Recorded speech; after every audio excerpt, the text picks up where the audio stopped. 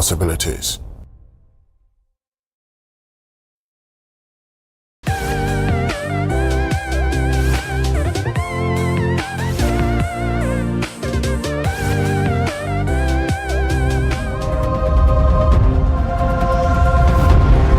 TV, a world of endless possibilities.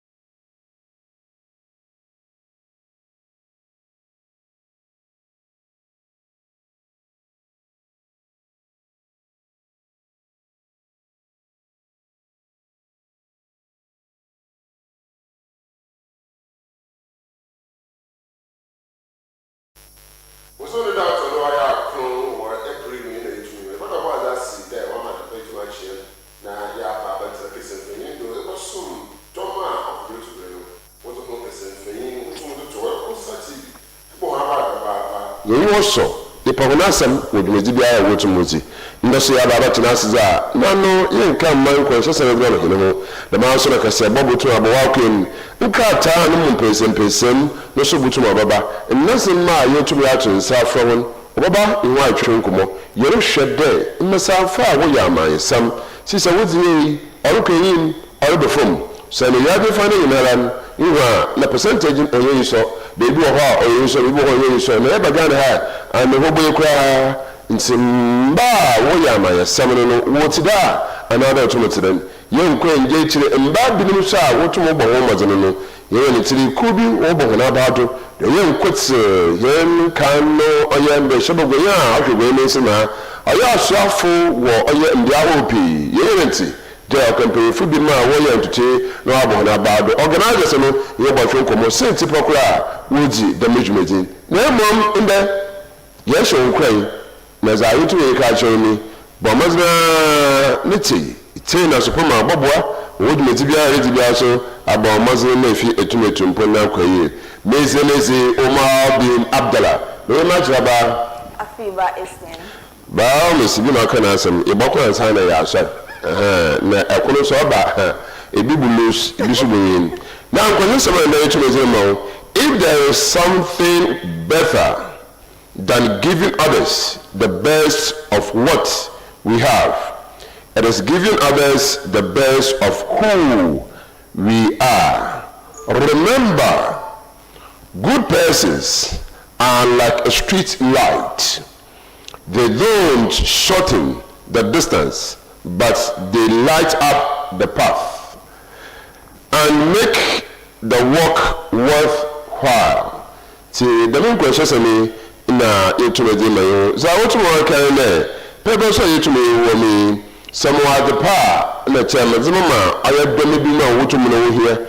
Na efi etum ponu wo aya hona brabom. Ti de biara na so ado ho de. Mabwa ma nazama etum na azie.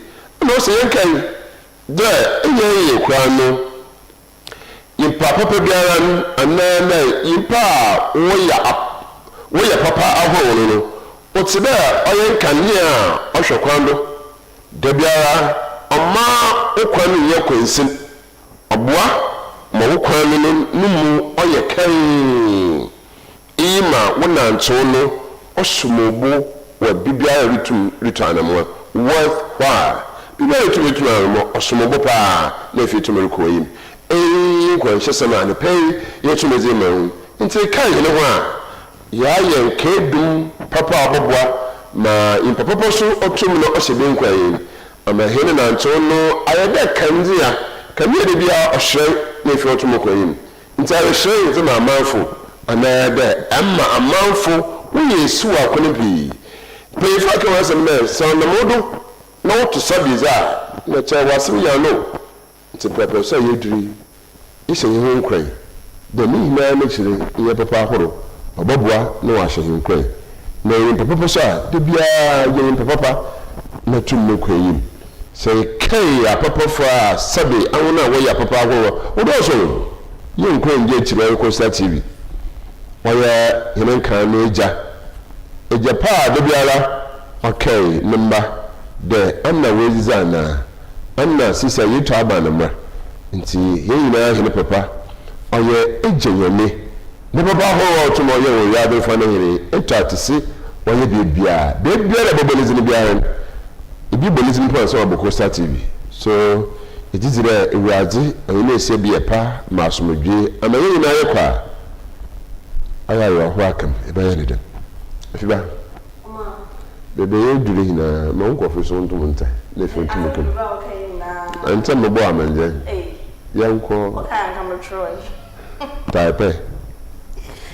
yo ya baba he bi apo na e bi apo le den o mo kana ya da wasi ke o TV no tamo na Coastal TV enele Thursday morning mix ejima mo ye be ya ye na odoti ye ya na kati bo modern ke eba bokan yo na eyi wo TV ni ebi kana eyi o channel ni ebi Coastal TV na omonka ejeke chibi e peke kenklewa na imaleke se de bibi o kamo wole hia strake eba ma awede bi ana eba hye awede bi a imaleke eba zonu suna na esonu suna na ne efa wo usuban ni de bi eye de bi mo pale ogwa ma suna na womanka so ya peke wike suna pale onye oleke kane molenia ya de so kane molenia ya de na zo na oma wa de no oyechi ana ode ade na azo sa ade no wale a na emum ne obama awunu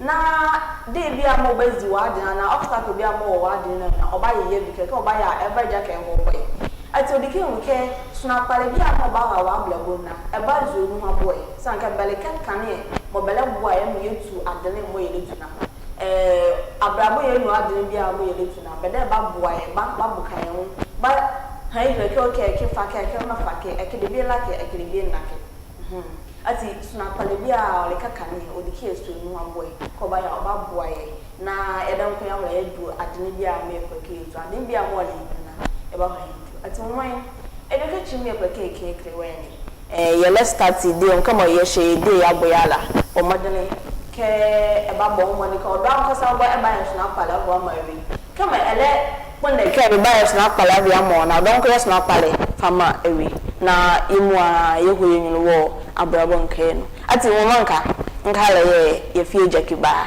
na yezanso he no beke be hozo na bani ya Coastal TV na ele ejima mo ye be ali wo so ni kana wo le hia papa ma ewe bia oma ye hwe ye ko he yima da bla cha ba ka o ye ko hele ye hwe da ye ko hele yi na mo Fantasy TV me yin ya mpo na oti na ka se no so mutibi Nemeka ide na oti. Aye. Nemeka emu de na oti. O se ya papa meti.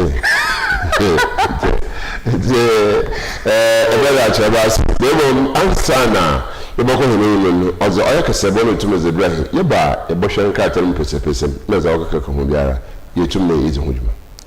Iyo se ye kwa kase bo no so dia ene na anopei yemfa aseda ayedi kan ema aboafo aso ya sen ama yedi Coastal TV morning mix jumedie Thursday edition no yedi ebro na aboafo no ebi National Petroleum Authority omusi enka nche say use gas bo modia na use gas na omasem biem so omoka ne say ye na say petrol tanker bi enya accident na bo modern atwe ho afi ho enkosa okwa akoso petrol ana okwa akoso fi obi a ewon bia esanse ba ne sa na o de wonkwa eto esan mu NPA National Petroleum Authority e de aseda ebe mo papa yemfa aseda ni bi nso emma diesel gift shop see and control say gift bi a wo hwehwe e de ama odofo adamfo nua oba ukunu woye bomoden na fa wani chiremu e wo diesel gift shop omo Interbetin Junction Abrahia e ho na wo be hu omo ho uju ho na say wo bisa diesel gift shop o maji baby a obi a da show baby a diesel gift shop ewo na won so akohwehwe wa chede fe asiden edi wonu so enkoma the taste catering services omo abra edwom ho na ho na wo behu omo ho na omo se aduane papa bi a wo pa di no na papa bi a wo pa we no salad bi a wo pa di ama wapomden esiye no wodi wani ehyemu e the taste catering services a ombe no fe mbe twa ne yopo de amount the taste esebra ho na aduane papa de ho na ubenya ewo ho yemfa asde di ho nso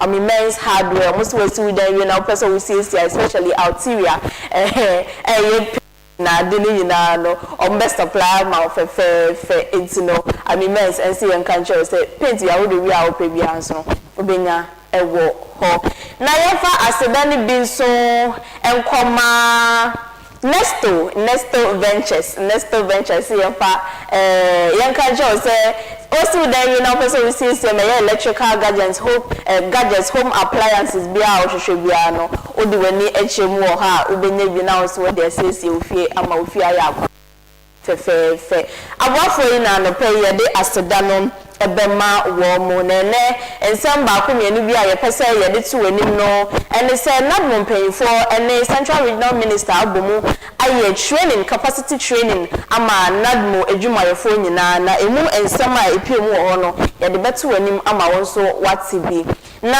efiade eye echine ye Coastal TV Community Connect ye de ani echemu ewo bakano eho ena ye de yedwumadie ni nyina ekwa akohyehyɛ so fe na yene assembly member owura Benjamin Abonyoku edi nkomo ayebebo mu ama onso wate enchemu a ewo ho na ye de amawo maka ne saa no na mehye onkran se menyi we fidie no enfi Coastal TV bomodia na mo fidie no en na say na join your Facebook and YouTube unya link na che mo bia nso amansan obia enyebi na anopei ene obia eni nkita ho fe Central Regional Minister Owura Ekoduamwa Ochepei oni nadmo impeyfo akabom aye capacity training e de ama nadmo edwumayefo nyina na training yasono ena impeyfo enkanka regional minister kanche omanfo nyina se ebeye pa sanka nadmo edwumayefo tiche edebo modern se bibia ye illegal mining no mbebo modern se omo ho enkobo mu sebi se omokoto se obi ye illegal mining na wo so omo kire na omo de no efa emma kwan so a emo fa katase hye ne dream die bia ase na omo nje nipa kro no emma ne nko na mum no omo modern se omo de emra ebeto bebi a emra ewo se e de emra efa owura ekọ Eduamwa Ochepei ekopie mu odwumadie yase na ode na no di nsem ne ne ekeka we nyina ho eto omanfo anim abelebri yeze nzama koma adom na also wambra he obeye ne mpa obeye ne mu obeye na ngwa na nzama nketenkete na wa region ne mu do kakraba but abaye okoto ne okoto bebre na ode bay amesu mutum de se yede ko ncheche mu a obobua enum sende yeba me bibia esa na yakọ usane ska yesa na yedo toyema no bibia na fa botum ya da yen cheche ma manfa aten ase de nzama bia ye ya oda ato yen chemba ensu yiri oye na yesisi dan ewo nsu na ne no obadam garam se semi oye na ye da ma ya tutu bola basa ma nsu bibia nsu kwatai oye ina na ye nti man nad mofu wonja ncheche na ma district assembly and municipal assembly simple no mom nad mofu so our assembly no one part of the education processes no baba there was so to ongum nad mofu ye that man clean up exercise and robe na wo pray o and I want to group be my friend group be and I ku be obo hwe da wo bobo am why say then I say kwan dan na oma wonya kwanja no won church Nanka Sunday and Afide bia nadmo fuko asoden. Usana mimda wo zonal coordinators. Our various zones are once soon. Them zone are one until Friday. I could solve for that. Why are so we are one more quenja kakra. Nanye asorman kasa. Usana the abako asoda next one disaster or ho. So young run no go. West asoda next soon. On into ya shema. Them yamina what no day trap. Now, Medishem so there. Municipal Legislative Assemblies in one call for our task force now walk you here. A man for building permit, another way you be. Them call for the work the building permit and good thing no be woe. We were building permits and that's on by the specification, makes him watch it or bear than one kind of was stopping.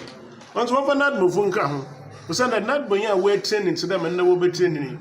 Say a real no come baby. Baby in Sutaya, a fubi or home the main food provoda ha in Sua, and not been advice. In the answer over my approval for building permit, and not more eats ho, no I shall damn pa. Baby assassin and impanua to no sit down on your conum, on your baby, what did there would baby ho, near to me. I feel Esha makes my mouth to train ya. Baby, BSV no village. Answer no be sit down was just one plot to know 1 crab 2 acres. And so Afibia ye drain ya. Not more for your day, Samonsa. Some more shade at Yancha in Jab Quat, Yancha Baba. In Sinjana, ye dread or potem Mumbu contact. We should have a day for accountability for the trees that we grow. It's not enough to be growing trees. Let's account, let's have an audit of the trees that we plant. I mean, Pomifida Ghana able to if we are going to prevent those who indiscriminately work out to me at least. Ghana na able to man able to use me and BB and count Yenja to the Morte.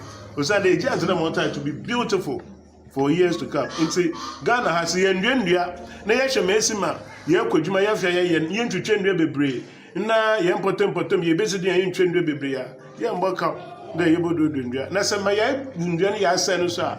On the Mayadian or the Yabua contact, me, okay, say, maybe 200 acres of India. Mubua contact, the 1 acre be about 400 trees.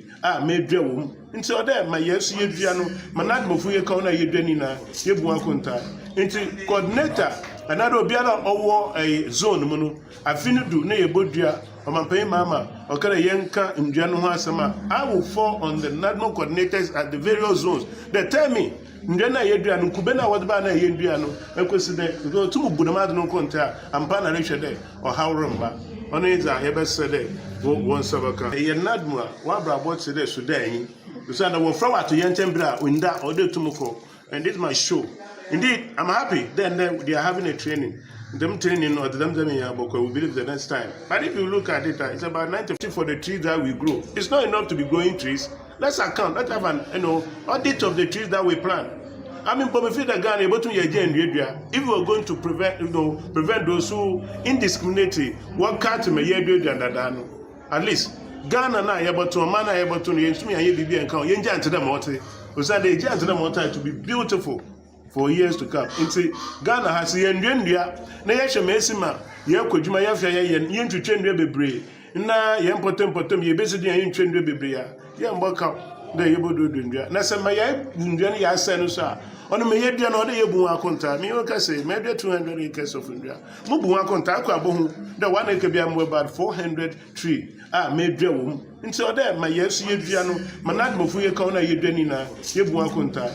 Into coordinator, another Biana over a zone, Mono, I finished do near Budia, or my pay mama, or Kara Yanka in January Sama. I will fall on the NADMO coordinators at the various zones. They tell me, Njana Yedrian, Kubena, what about Yedriano, and consider go to Budamado contact, and Panarishade, or how rumba. On it, I ever said, one Sabaka. A Nadmua, Wabra, what's the Sudan? The son will throw out to Yantembra, Winda, or the Tumoko, and this is my show. Indeed, I'm happy. Then they are having a training. Them training. Mamia Oye Nadmo Deputy Director General in charge of Finance and Administration, Dr. Hajia Lutfia Said Jamal, and so HM here say capacity building impo ebekos na fasodia ejumayefoni nyina ebenya ewum. Nadmo today is so passionate about building the capacity of our own staff. We should first and foremost know what to do before we can tell the communities or before we can react to the disasters in the communities. And so this is very, very necessary for us. When the new administration came on, the first thing the Director General did was to call on all his directors in the various regions and their deputies. He gathered them at one particular institution. He made sure every director and their deputies were trained on basic knowledge of the institution and disaster management in general.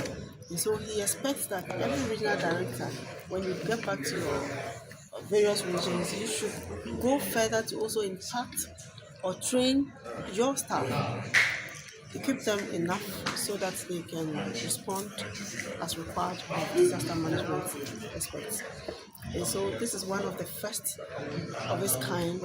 I commend the organizer, the director for Central Region. Mr. Dawood has been so forceful in the region. He's done marvelously well. He has set the pace. I didn't expect to see all of the staff here. I see the room is full. It's so impressive. And I hope that the other regions will emulate what he has done. Improving the capacity of your staff is one good thing to do. Knowing what to do is first the best you can do for yourself, and then thinking about what you can do for others. And so this is a welcome idea, and I'm very happy to have represented my boss here. I will convey the message as I have seen it here to him, and I know that he will be very happy because I know his passion for improving on our developments. As I have said earlier on, Nedmo want to see disaster management not waiting until it has happened for us to go and rescue the people. We want to start right from knowing what is expected of us as we are doing, building on our capacity, then informing the people early enough, protect them, prevention of the disasters well before the time. Some of them, of course, are nature bound and they will happen, but there are measures you can put in place before such occurrences, and so impacting on the knowledge, building on the capacity of our people to know when on what to tell the people, what to tell the communities, even before any disasters. Preparedness is key for the new direction. We want to be proactive, and so if you want to be proactive, you cannot have your, for instance, your emergency operations center at the head office and the staff who has the capacity to operate that emergency operations center live somewhere in Wijabawe, Adenta, and somewhere.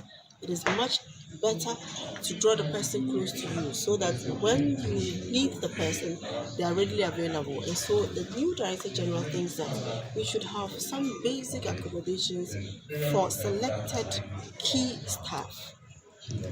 That's what his one of his passion, and he's driving towards it.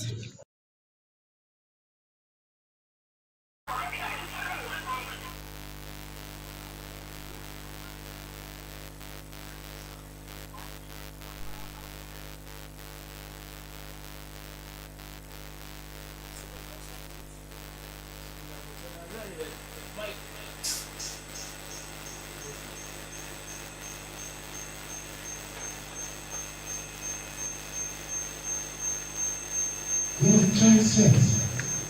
I didn't have or how you're more open.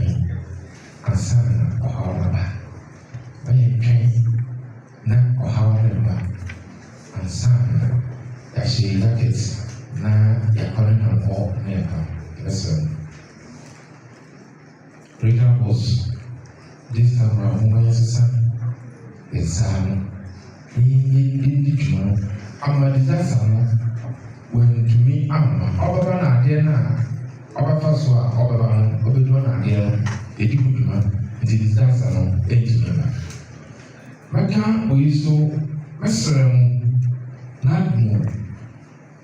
One, war, guarantee area, Messerem, who will breed at us. As a council of state, we get a new face. Naya kakala game kama kama pembeni yake. Ina meza na mfano guarantee areas. Fast. Regional after. One kasa this be last week to 14 about. Na mfubi so was some movie on your way and sabi. From here. Not from what can I say area, small scale mining area, already the way obviously offer when you know betting come it's all a common amount of people further on the balance. Say a balance but you know, 8 years, a balance as well. You may be in the show, set up there, one is over with my soul. The restaurant. They have been paying for a picture, so who call in your one arm, take your own. Who may and young to draw. I think I never a come. So, and she said, and then you free, maybe Papa. You be teacher, 3DC, 7, no more, give a teacher. Ubia family na Ghana etupo na ke mudi ense na abayako no be able say this government here will be not what you want I hate it.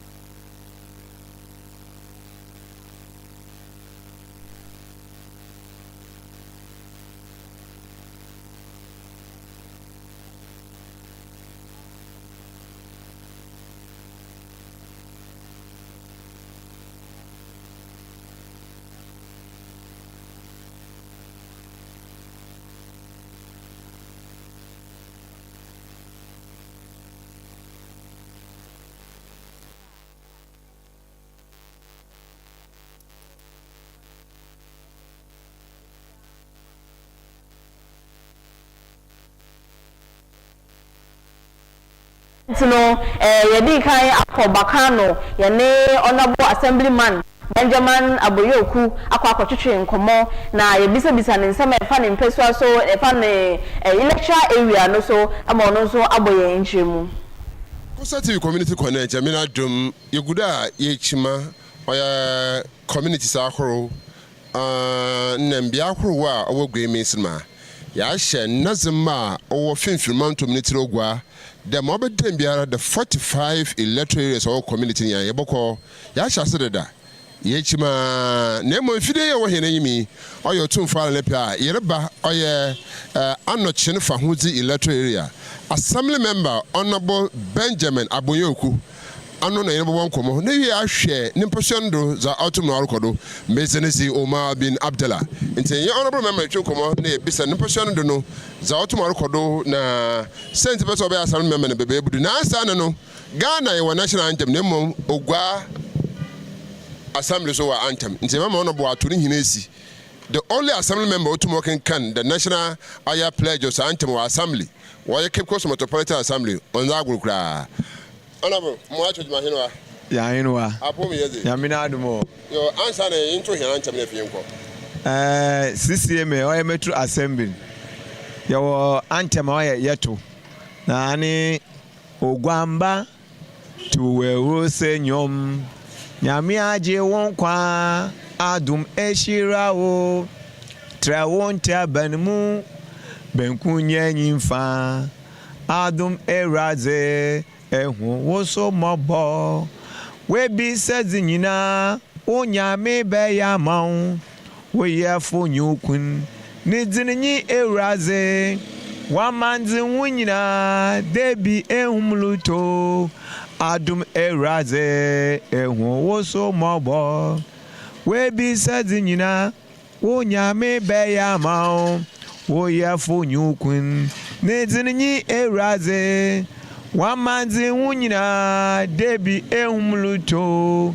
adum eraze ehun woso mobo anu hen antama yeto no assembly ekwana assembly bajingwa na chere honorable Aboyoku odima donte honorable ye bisa de abadinti no jaw da wo community wo meso mo dada na apela ya assembly member asari tuma so community odikan mechia oye anochine faunzi electoral area no mumba nyinara ɔyɛ bakano na mada ɔyɛ Costa TV wɔn mpanyinfo ɛna no mu workers nya ase wɔdɛm dwumadzi a wɔdze abɔbɔ adze a wɔ kɔmpetem ɛma amanfo ate zɔ ɔrekɔdo amanfo ehu zɔ ɔrekɔdo nti mada Costa TV so ase oman adze a okenya man oginja man mama mbedzi assemblyman ɔyɛ 2010 to date ane dɛ etu ho akyerɛ sunsum wɔ mu nti yɛkɔ school ni nyinaa no ɛyɛ metaatum si hɔ and metaakɔ school ntam so kɔ kisisi school ano mpɔn community na so wɔyɛ bibiara mizim clean up exercise o wɔn hyɛ light o wɔn tɔ anamɔ no nko ne nyinaa mizim nti na etu ho akyerɛ sunsum no ɔyɛ adze a wɔdze wo onyum a ɛbɛpere ho na aba na abɛyɛ leader badaba ntumi yɛ adwuma ɔdɛ ɛyɛ nti ɔyɛ tu akyɛ sunsum a ɔwɔ mu a ɔma medzibedzi ɔyɛ assemblyman from 2010 ɔbɛtɛ buhin kama mfirido ahin na atena gɔno do ma atena do ɔyɛ 3 consecutive times ma akɔ 3 times 4443 4443 and madam assemblymans Honorable, Fitabili Bisibiri, Abansisa, Abimpuntu, Nedabo community. Mpuntu Amazabo community no, Oye Bebre. Maybe that same man, Oye 2010 no. Say, Yitra Yenua, na Yeshe, Oye Hen run about ya. Oye Bakan run about ya. My bredo, and I'm a force yama. Them run about ye. Obe Bobazi, through here MP. Honorable George Kwekuri again. And I'm lobby more to me by a damn therapy run about fair Osiwe. I insist on Punta Wabasonimu. Because say men to my lobby, my MP I made them run about and aha oya 10. And see I insist on Waba. Na one what's a fight to Konumpono. What for car? No waba no sound what's so in Yahabia. Na driving akacho oya hana insist na waba anu nsuara mobo mozi no mutumi me public toilet ma community oya prefinance wan suara musansu mo lobby mo oya public toilet from CCMA ewo abiase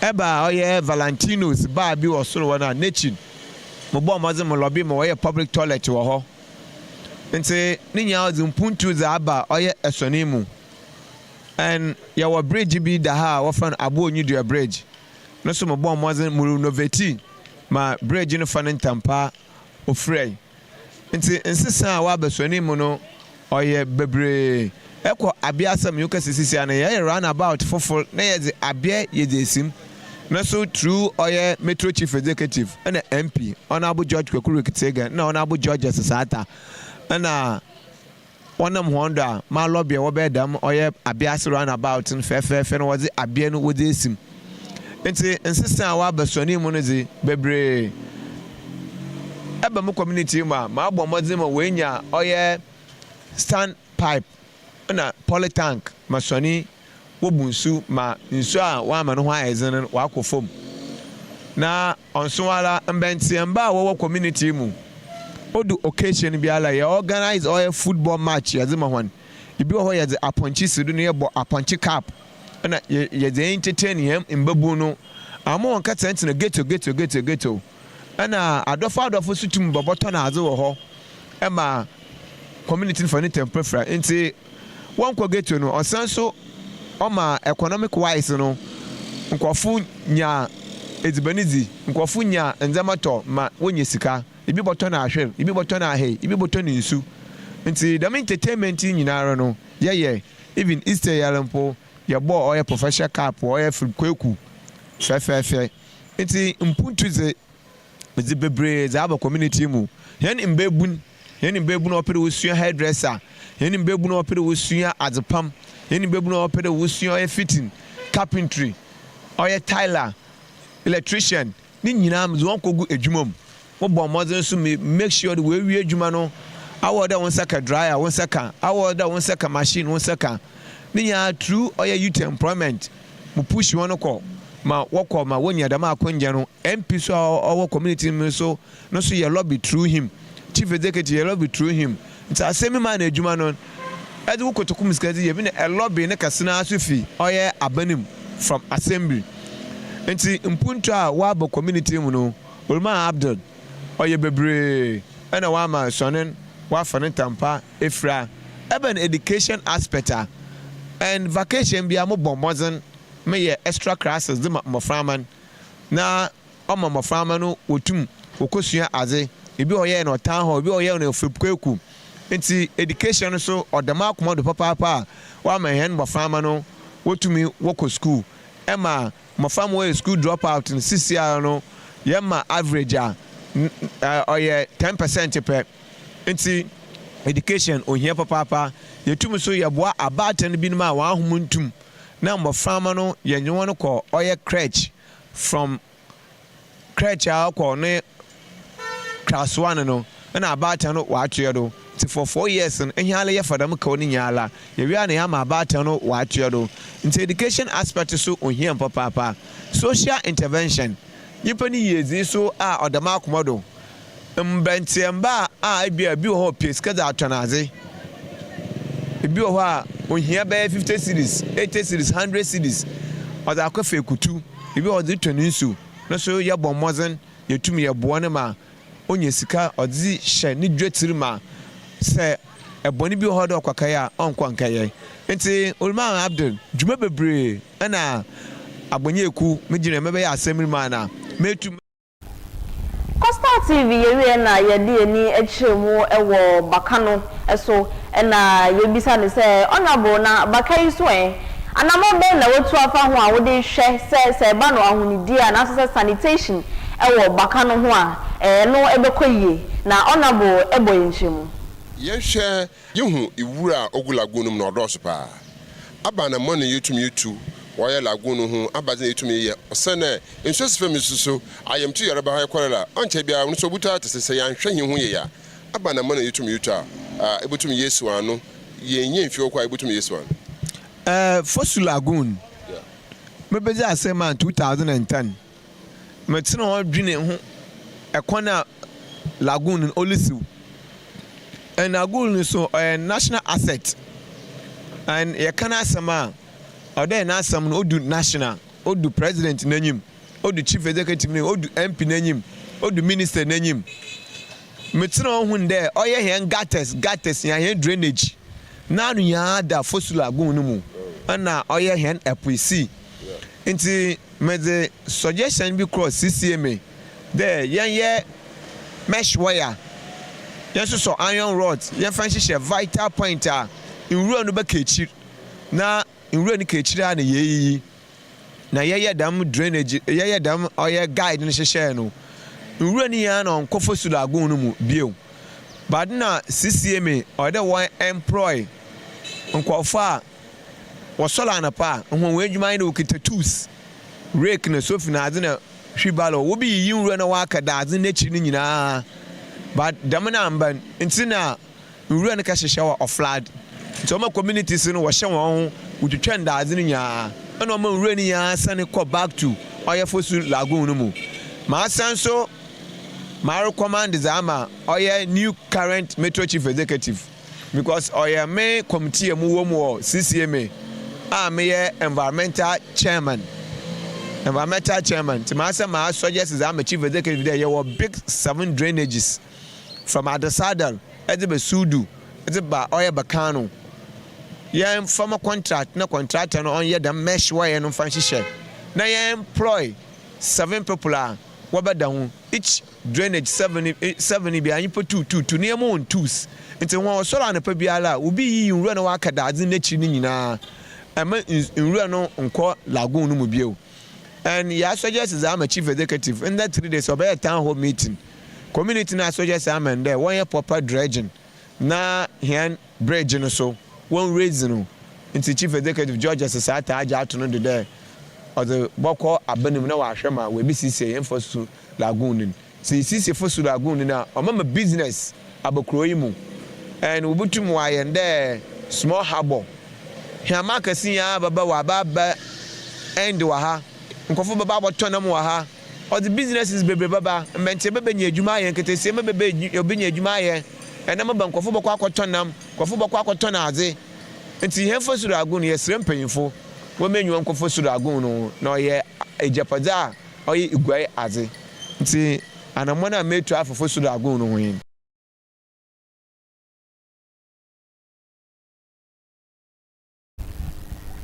Costa TV yewe na yedi ni echemu ewo krom hankasa na ya de se na yenkoto kakra na yenkwohwehwe mmia ebia ehu hia se ebehu afa bakanu kro no enkanka eye abiasi baby a runabout na ye sanka yede eba besi so na aye nka eduma na so se runabout ebe kire se aha no ye fe ha abiasi se na yaye tilapia runabout no amanebo a Omar bin Abdallah edibre no eni Tama yezin keke anochin fahozi lecturer honorable Benjamin Aboye okunu lecturer wotum ye bijinem o kire me de sisa ahaya abasi nti dama hwayin yo sei yan sia wotum aye na fi wote ababitum esim otum na oda ya ahyanso na fi etum na car so etum afro but nase ma okuta oya car wotum wotwemu han o kire sem de kwana wo fada wotum wodi da medwuma yan ado obutum na obaboa madam medwuma etum na wi pe nti wo dope dan che da me yi ontum no so na emom so de bebi sa enyo na botwetwe nkomo no osi woro ba abaye ahyanso etum ezesuo ma ye hunda ye wo ya bakano ye ka bakana na chere tilapia oya runabout no so okomo otum ye nti woro ba abaye so da bebisim etum na akere da oya abiase a no runabout otum kan ye hwa oya him tintu da bebi me cameraman giren ya ya kwana otum foda etum de koye kinso na nkwado na so yihu na oya tie road but honorable oya mpasoro dun bebi je na otum otwentem se hwa oya me say yinfa so a no so da mokoni ya from bakana na otum de babasen otum odoko the maso na tabini no so otum o chere de mokoni ya so do na ifora etum de koye Jubilee school na yeko oya Metropolitan Assembly ni ya da mokwa na otum de ho the maso ehise a wotum waye akwando o chesem dem abalo tumu ya na family na ya assembly member awode bomaze na fi etum na lobby se assembly member and lobby na te wane mfa kwoti a onbo mpuntu biara ntum na onkodo na mmom yeba oye letterian ye hu de bia onkwa yim kra ye bo afida bomaze bisa oye no bra assembly member da iwura pa yes ye wo oye gates ncho oye insu no woro otum ofom ente fantofo ne mpefo se de oye insuka insu no kwana na so ya wo bi wo anochin fahuzi letteria honorable Aboyeku Benjamin letteria ye hu de aye gaten aye iwuraka iwura no wotu go gates ahrum nti sese ya aza azo owo from papa wo anochin fahuzi letteria ye gitire ye mbo afida ye baba tenasa ye honorable member ba twonkomo na yetum ye business senti be pantena gates ahru wa ode da ne pesendo e fa ewuro wom na fi sese ontum ko hwana na sadi na honorable mozo na fi otum no oye mensese otum akoro oye anya asadi insuru tuchei anhwene ye ya oye ayamtu yarba oye kwarela buto atesi woye nazema pin hunu mu na mo e bobo hene ho a isisa yin person da oboboa ma oye ayohosa mialo ntumuntu nti apomode samde oye anya asadi nsese samde oye anya asadi ankwankoro se yin etum ebu a onye assembly member onye unit committee ngote na asadi yin oboboa ma etum na akwam na mo za otum orha oye mpempreso Ghana ayin ne aban bitum kwa ma wontu wankata don o se yo yi ndi sabere so MPP abana nti nyaza oben sesi a wotumu ye so mbe na ka bia bache this honorable assembly member the man no no person dem na otumu oti another otumu oti nti emebo afida anochin fahuzi letteria honorable assembly member honorable Aboyeku bobo amenchechem he etum na akodo Abusafo ha ne ebegina ne ede kasebo mienu yensa kaya no yede Essien na emum no yensa kan de ubon krata e wo fiase aye ba bebie so aboso ama nso we hu ne ekoso e wo Ghana ififi mantam ni wiase afa na nyina nti bomoden na ene yent na ye twa ye ho ye besa basesia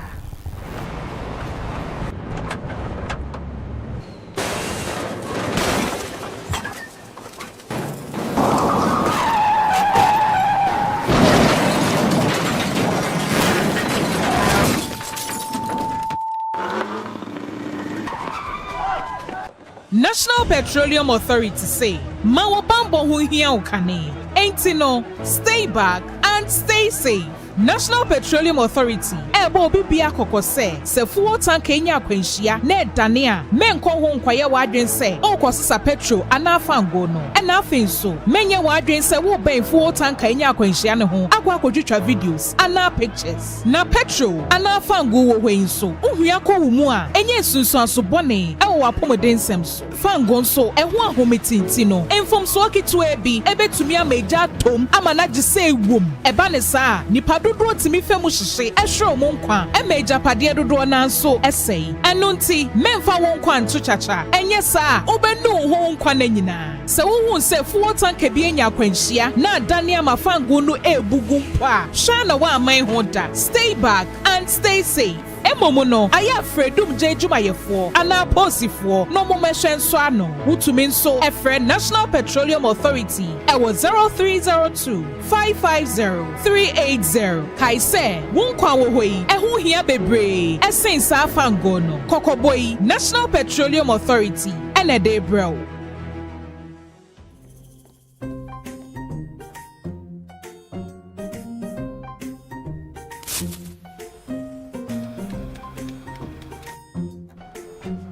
Mido, Gana Biana. Ah, for Jibby, you have a bit every time upon I say, baby, she. Mangashi. Junior!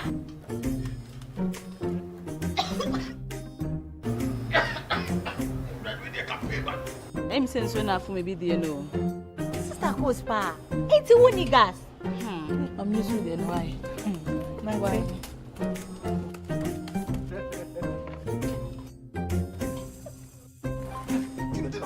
Down Yankanawa. Ah, Sister Coast. Use gas. Gas ye fast, ye easy, ye convenient. Wow. LPG, let me see your hand.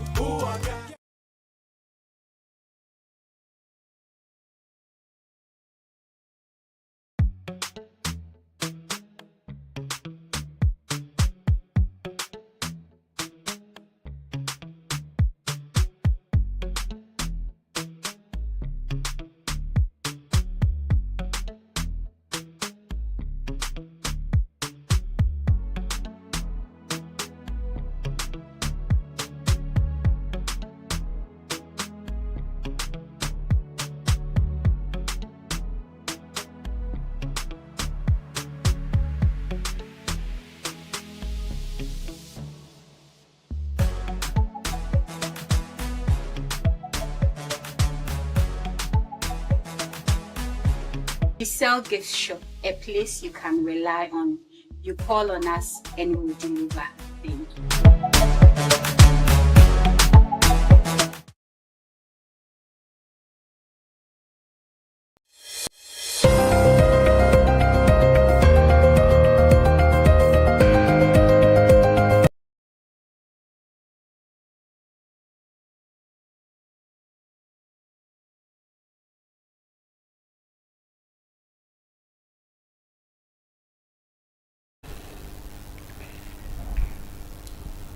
Yasa yechiri ama akwa bebi ya bezi dama achiraba to mekaino enkrate no pesepesim na yereba ne hobo ho ya chechi ya hira famize tum na abwa ye mo mansa no yoko on the social media no da oni a wo friend ose na ya wuzini achensema in campus 89% are front. But why this language? I don't even understand. And then I ran a sheet with us and I answers. And say, issue, be sure to the new people back. Echo, come on. And then another fee. The one is the bank ticket to be down. You don't know different. Before one particular, you were different ones. You go almost a pie, almost also. The one that can get for a chocolate, not as a person for a chocolate. What's a yin I comedy? Yin I comedy, young what's in a comedy, yin I comedy, young what's in a comedy. I shall start away, I'm not in the nail. As if you are a subby. And say that's the measure. Now, Cassano, so can Gamma tell me, Yapa was my Dutch fans. And say that's it, you see also Yapa. So now I can briefly it's about into these are signs the walking and that's it. Even shows of that I said he no maybe some queers are not saying. Very corporation. That's me. It does. Yeah, concrete another then some na aba oye gwado I will pay more ton. So I show you about what you. But some of that oya kurumi was say yes I saw David Africa Toyota voice no I don't know. I said no. National Road Safety Commission and which oh yeah, I'm going to get here. I be the cast shim office. I will treat driver come I will treat 8 the passengers is on driver come and what's the no not I won't register on them now. Them purpose so you be able to do and then I'm going to get here. I will tell the train. Over no. This is so or the some crowd with tomorrow but no that over side who used to be a man no so yes. O man your mo kan say on say Sarckey na nkasa no boni na oye na ade no oye ne say ye mfa nkọ kwan tenten nti untimi mfemfiri Cape Coast say na wo mfa nkọ baby ti se Kumasi ana wo mfa nkọ mikro mu nzima takwa elugbo ye mfa nkọ kwan tenten but say bia we choose from Kotokraba to Abra oko Juka oko baby are shorter and no you're fine. But so what they call long distance are very risky and dangerous. Into now most of the time you are not be brainer in your accidents or kindness no. Because any car they call a quantity. And a boni no yeah na dey so yeah say a left hand side steering wheel no our left side of the car. But some of the bar Africa say no master akọ right hand. And I was car no so onya na ye enwa nipa ko ye na car onim senti o de steer no e collect and say wo the bar right as wa cause imbalance bi wo car nim nti na obenu o dan ho na dafo nti I na so that you da cho register no register no wa do so system no bi yani na iwia ma no waka che me use bi me fa nko kwanche car so me se no bogoa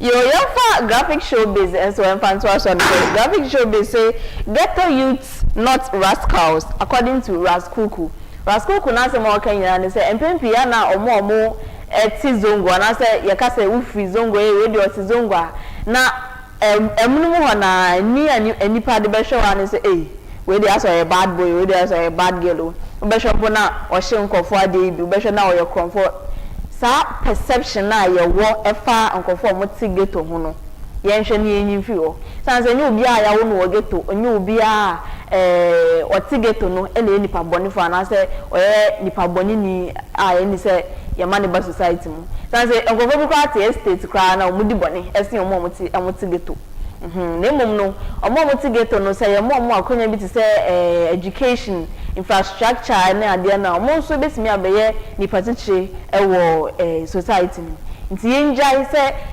obi ka sort ghetto pe na ho na bibi ya na yakwa bisa no because on the ghetto nti na che say on the area yenjai sa ade no kra use your economic power.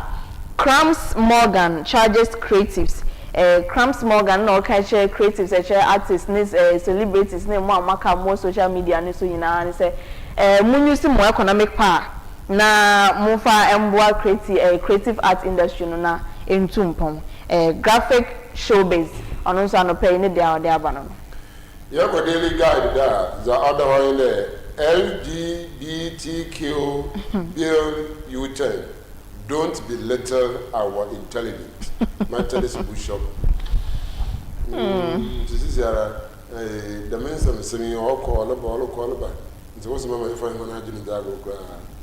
Health go fit. Now I'm not can also we see 2.8 billion dealer above more to no water and my aquarium.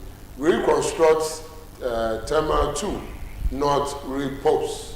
That we did nti there constructing here we na bring me petition I the president nti the message oforata released from ICE detention. The minister should report tomorrow for the Yako Chronicles so Patrick Apia Mensa or managing director of Heath Goldfields Nimfuni and the has na Asam Corner the Daily Guide the buy now on so they about say Heath Goldfields strikes $2.8 billion deal with Trafigra 700,000 ounces of gold doré to be secured, to be sourced from Bogoso Prisia mines. That just said $2.8 billion deal, gold deal be so Heath Goldfield and Trafigra and Tema Ebeboa ama gold in Senseno ni dibre akoso ye ewo omaimu has saying. Gomoa Easter Carnival is about development, not just fun, according to A+. And now all Kasei or Chemwa Gomoa Easter Festival now Modesha Sugidi Ewono. And then say ye did ye nikeke ye apart that nemum a yanebeboa among punto mapa aba or minimu. And Nunti and a festival numpo or Mobeshas and I say be or Modi money amababe to a new Mabesano Yamakada nemum development and so is too many so. The Daily Searchlight and so in a meditator so I say challenge to local business people. Treat workers well. TUC chair urges Ghanaian businesses to prioritize workers' welfare. TUC chair and I can share local businesses. Nina say I was so be a moment say obeshe na juma for ye. Wejuma akoye no na ye juma for no and I nti se wodwuma bi siye ubenya profits na wohwehwe no na losses bia emba I was say odisi woni so say ubehwe wodwuma efo yie workers welfare ni hina ehu hia se na be business no ebetumpon Oforiata out of ICE detention. Breaking news. Ochomo Akeno Oforiata, former finance minister, Ghana finance minister, says I mean okay no ICE free detention. There's a jano say uncle. Now, what does this mean for Ghana? Nina this searchlight up. Ubenyebina Wakan. Kweu Business Forum creating jobs for youth. CEO Asmera and now Asmera CEO and now Ochemu say Kweu Business Forum now omoye no ebeboa na edi njuma bebre aba ama mabunu nso enyebi aye. Daily Searchlights and opinion the audio beni. Yentua so na yenko the Dispatch. Now and also HM say responsible business practice is often the reason success becomes sustainable. KGL's Alex Dade and now HM say responsible business practice and the beboa ama sustainability. Akoso ewo business bi mu say business bia efa the business serious now or yes responsible otu anamon papa ebeboa ma business no esia eno ene efense success ewo business bia mu na sustainability so ebekoso ewo business bia mu. Coming soon towards NDC's 2028 president slots, an in-depth analysis. The Dispatch and our in-depth analysis FNO 2028 NDC presidential slots now. Our analysis will mean we bia wa obetimi akan no hu ni asema o kan pa ewo ni analysis ni mu. Focus on IGP's special operations team. IGP's special operations team. Ghana ranked 11th most polluted country in Africa. The whole continent of Africa, pollution according to pollution according to ranks. Into our first, second, third, fourth, fifth, sixth. Into the one we are first, no. I just said the whole of Africa. When we are polluted country, we are polluted. Unsio polluted, Infama polluted, Asase polluted, infrastructure polluted. Ubibia polluted. Na ranking no moye no na just Ghana no ya to so 11th 1 2 3 4 5 6 7 8 9 10 11 ye no ye di be nya no e 11 just say ye ne nyodi first no krampo no bi enhye ye ntam nhye na ntwe saa na nyodi is 22nd in so nkaze no di 13 so nkade enti Ghana no the ranking no moye for most polluted country in Africa no ye to so 11th ye position a ye nya ntebusa for ye sempa na ye ka ne san so ane ye ka say ye betimi e fi sa 11th position akwa kodi tuo anaso ye nimbo emmamu kra na ejina me ne wo so ye suban ene be che say ye be pollute ye environment anaso say ye pollute ye environment ye nyina ye sempa. The Ghanaian Times anopay ono so din sem bi ababetuja ochema family planning supplies worth $500,000 rot at ports as clinics run low. Mr. Kwabena Minta Akando oye health minister mfoni ne da say na ochiremu se family planning supplies meche if supplies ebeboa ma family planning akoso hospitals supplies ebeboa ma hospitals atimi aye family planning ama ekofo Ghana ha say no ne dodo nyina na wokabo ma eye $500,000 sa supplies ni nyina akwakoka pots as say am no kan o say rot say pro ewo port ho ewa abra clinics any hospitals ahodo ewo Ghana ha say no omu nya supplies family planning supplies emfa ndi omudwuma na emom no supplies na ya krabo o my Ghana mu ha na nka o say coffee free port e de ba e be distribute ama clinics no say am no okay ebusuafo aka port ho pro say amfa so bi eni so whose duty is it? Family planning supplies. Supplies. What's the man? Omodema clinic any hospital some motimi aye family planning ejuma e Ghana ha say. Nti amara what's under that and that obey minister that and that director no of no. Na ba no re no to no what so am say them people so the master about it. Oma, I know your question for the gods. But Ghana if it's in that and then who na pa say opposition. Yes. Omuhu bibia clear. Yes. Omuhu bibia.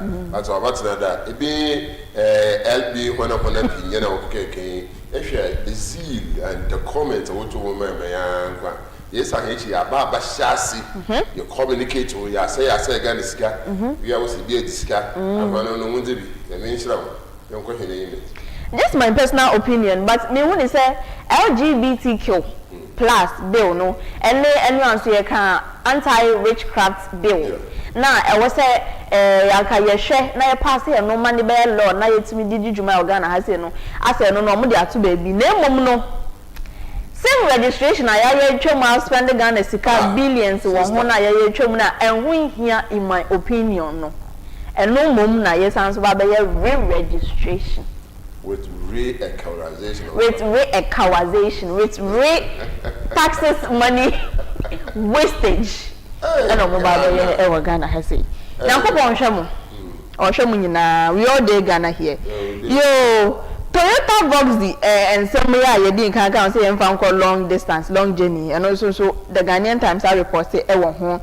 Hit gold fields 2.8 billion deal on it Trafigra Ayano and also so Ghanaian Times the Ghanaian Times are reporting on the so embassy be and pay headlines war Ghanaian Times and media to John.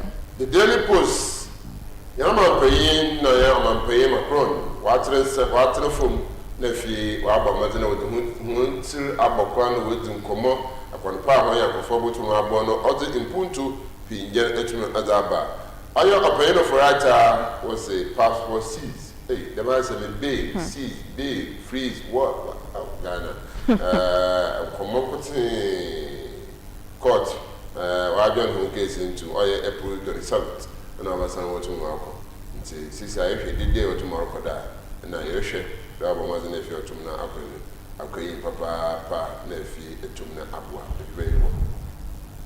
You, young father overseer and some fan Finance Minister urges bold reforms as EBID leaders convene in Accra.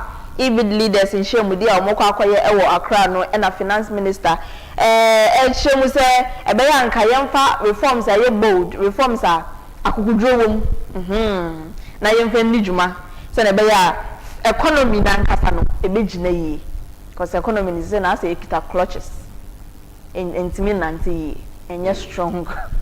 If you are Mama, a church of Nefe for women leadership. Okay. Because of I have sister Ababa cancer, and you know, be zone command. Women in politics, but a woman and leadership. Okay. It's a member try to na Aquacayano, na you to Hinesebo, or send a mirage. Okay, and then I am for women and leadership newspaper, so I'm fan so. I see MP for Salaga South intensifies push on water, roads, jobs, and education. Honorable Zuwera Mohammed Ibrahima, honorary member of Parliament for Salaga South constituency, and also me say no Salaga South no. Nyemo mu hia ni bi pa eye nsuo akwan ene adwuma ene wo mesua se ebekɔyie e wo Salaga South san se the Lord is your shepherd, but we dey bibi hia omo pa nti aban ntwene emehwe wo mo. Safety and licensing takes center stage with launch of Aesthetics Practitioners Association. And also see and women and leadership. Trade Minister praised for securing sachet water price stability.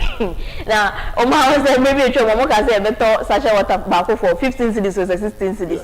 Now, in Yamaso. It is no Nipa and conform Banabaso a trade minister, so more peer for why dear. One map sachet water no and cost say no age 10 cedis. Yadayamia trade minister why dear papa mo near Juma pa. Oh yeah. Emma wow Juma papa. Sooner I fast.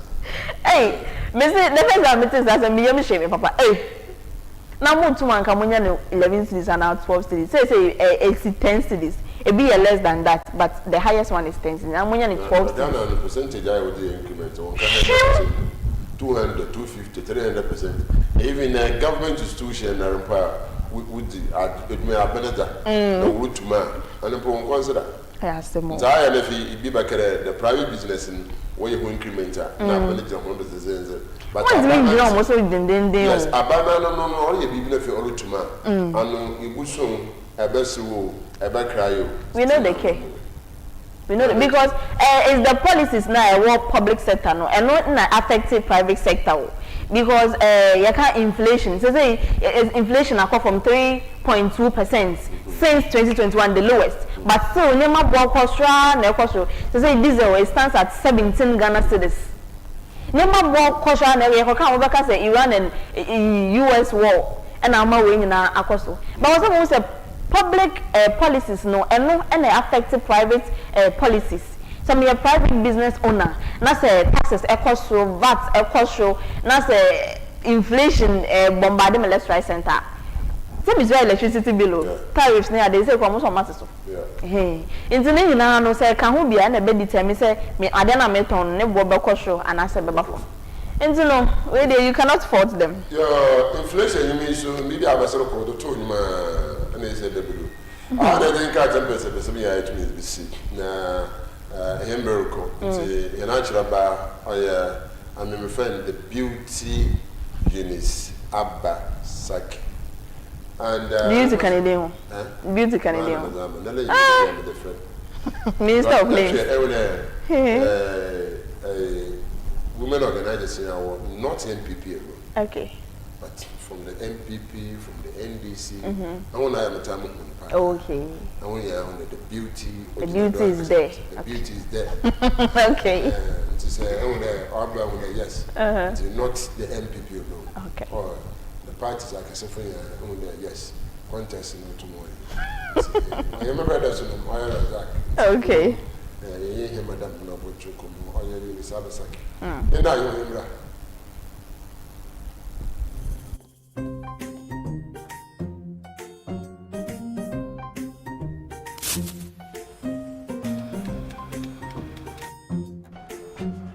Middle, Ghana Biana. I'm going to you about this one. If I'm not, I just say baby shit. Mangashi.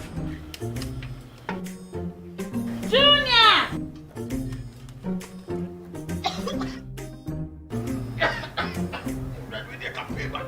I'm saying so now for maybe the no. Sister Coach Pa, it's a winning gas. I'm using the why. My wife.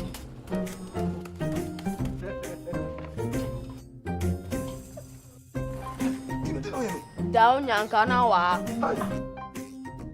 Sister Coach, use gas. gas ye fast easy convenient wow. LPG, let me see your hand. Ooh, I got yeah.